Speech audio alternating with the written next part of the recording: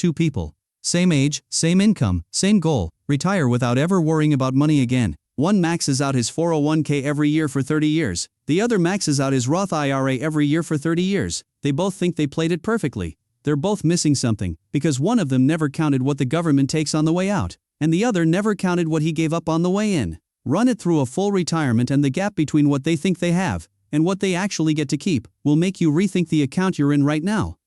The setup: Alex and Ben are both 30 years old. Both earn $72,000 a year. Same city, same tax bracket, same retirement target date. The only difference is which account they use. Alex enrolls in his company's 401k. His employer matches 4%. For every dollar Alex contributes up to 4% of his salary, the company adds $1 too. That's $2,880 a year in free money before Alex has lifted a finger. He contributes 10% of his salary, $7,200 a year. With the match, $10,080 goes into his account annually, all of it pre-tax. His paycheck barely feels it because the IRS hasn't touched that money yet. Ben opens a Roth IRA and maxes it out, $7,500 a year in 2026. No employer match, no tax deduction. Every single dollar goes in after taxes. His paycheck is lighter than Alex's from day one. Alex's coworkers ask him about his growing 401k balance. Ben tells people he has a Roth IRA. They nod politely and move on. Nobody at a dinner party has ever said, "Let me tell you about my Roth IRA." It doesn't feel like a power move. But feelings and math are two very different things. The first 5 years, Alex looks untouchable. For the first several years, the numbers clearly favor Alex. His 401k contributions reduce his taxable income by $7,200 a year. At his 22% federal tax bracket, that saves him roughly $1,584 in federal taxes annually.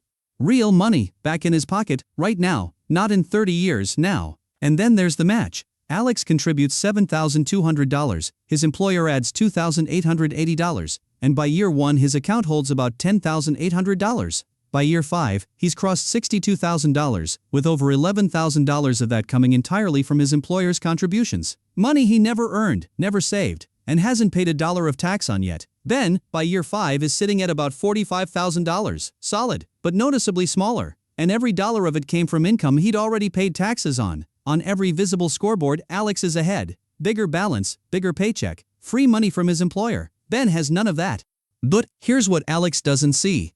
Every dollar in that 401k has a tax bill attached to it. He just hasn't opened the envelope yet. The 401k fine print.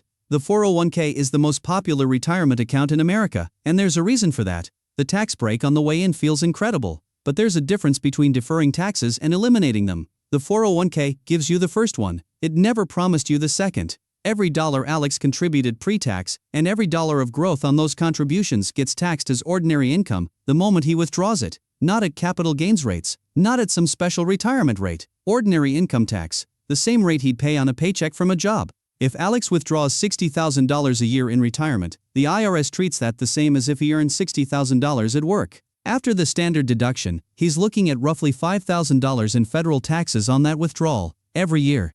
Then there are required minimum distributions. Starting at age 73, Alex has to take money out whether he wants to or not.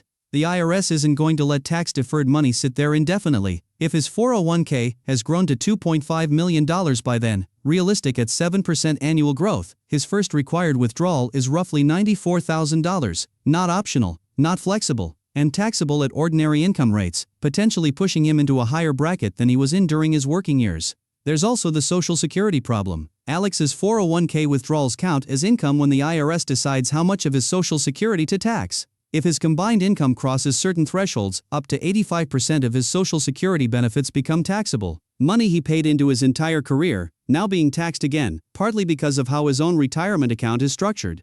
And if Alex ever needs money before age 59 and a half, he pays income tax plus a 10% early withdrawal penalty. A $30,000 emergency at age 50 costs him roughly $9,600 in taxes and penalties. He walks away with about $20,400. The number on Alex's statement isn't entirely his. Part of it belongs to the IRS. He just doesn't know how much yet, because that depends on tax rates that haven't been written in a future nobody can predict. The Roth's real limitations. If I only showed you the 401k's downsides, I'd be doing what every Roth IRA influencer does. The Roth has genuine limitations too. The contribution ceiling is painfully low. In 2026, Ben can put in $7,500 a year. Alex can put up to $23,500 into his 401k, more than 3 times as much, before the employer match. If both of them wanted to shelter as much income as possible, the 401k wins on volume alone. There's no employer match on a Roth IRA. Nobody is handing Ben free money. That 4% match Alex receives, $2,880 a year, compounded over 32 years at 7% annual growth, turns into approximately $340,000. Ben has to generate every single dollar of his balance himself. There's also an income ceiling. If Ben's career takes off and he earns above $150,000 as a single filer, his ability to contribute to a Roth IRA starts getting phased out.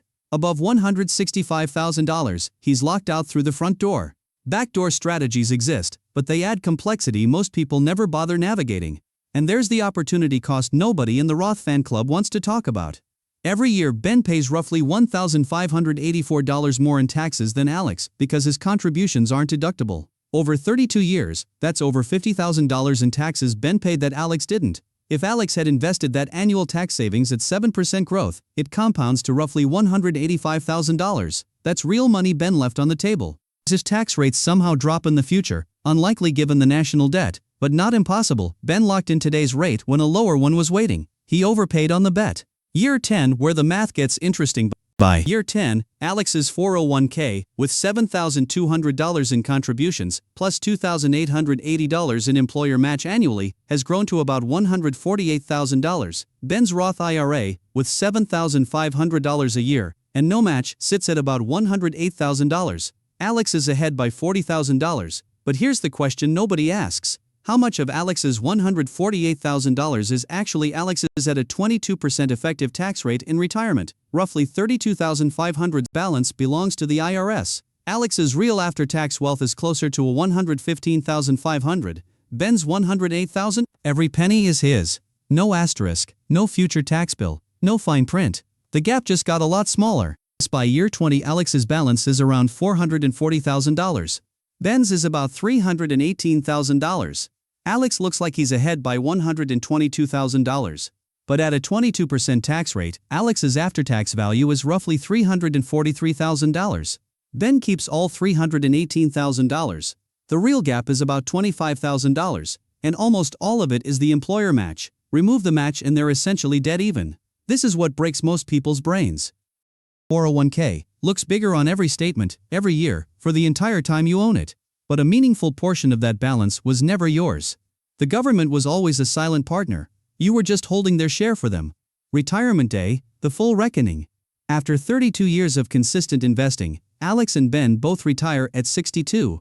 Alex's 401k balance, approximately $1,185,000. 7 figures, 3 decades of work. His employer contributed $92,160 in matching funds over the years.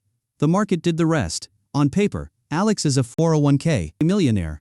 Ben's Roth IRA balance, approximately $855,000. No 7-figure milestone. No bragging rights at the retirement dinner. Just $855,000 that is 100% his, tax-free, forever. Now, they both withdraw $60,000 a year. Alex pulls $60,000 from his 401k. The IRS treats it as ordinary income. After the standard deduction, his taxable income is around $42,000. Federal tax bill, roughly $4,800 take home, about $55,200, and if he lives in a state with income tax, subtract more. Ben pulls $60,000 from his Roth. Federal tax bill, $0, take home $60,000. Every dollar, that's a difference of nearly $4,800 a year. Over a 25-year retirement, Alex pays approximately $120,000 in federal taxes just on his withdrawals. Ben pays nothing. Then add the Social Security effect. Alex's 401k withdrawals push his combined income high enough that up to 85% of his Social Security benefits become taxable. Money he paid into his entire career, now partially taxed again because of how his retirement account is structured. Ben's Roth withdrawals don't count toward that calculation. Ben may keep significantly more of his Social Security benefits intact. Total federal taxes paid by Alex over a 25-year retirement, somewhere around $180,000. Ben pays close to $0. Alex still starts with a larger balance, but the after-tax gap is dramatically smaller than the statement suggests. And if tax rates rise, which given a $36 trillion national debt, isn't a small possibility, Alex's disadvantage grows larger with every passing year. The emergency nobody plans for at age 50. Life doesn't ask permission. A medical crisis, a family emergency, an opportunity that requires cash. Both Alex and Ben need $30,000. Alex goes to his 401k, he's under 59.5, so he pays a 10% early withdrawal penalty, $3,000 gone immediately. Then ordinary income tax on the full $30,000 at 22%, another $6,600. Out of $30,000, Alex walks away with $20,400.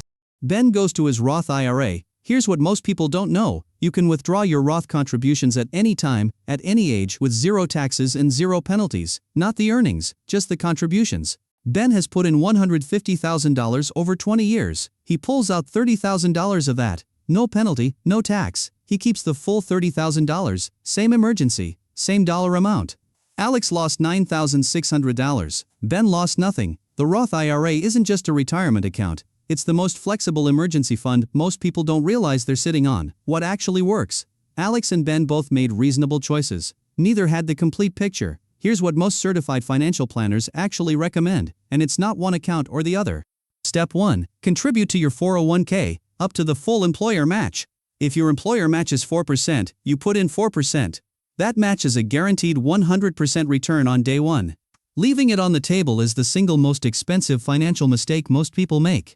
Step 2. Max out a Roth IRA. Put $7,500 where the government can never touch it again. You've already captured the free money. Now capture the tax-free growth. Step 3. If you still have money to invest, go back to the 401k and increase contributions toward the annual limit.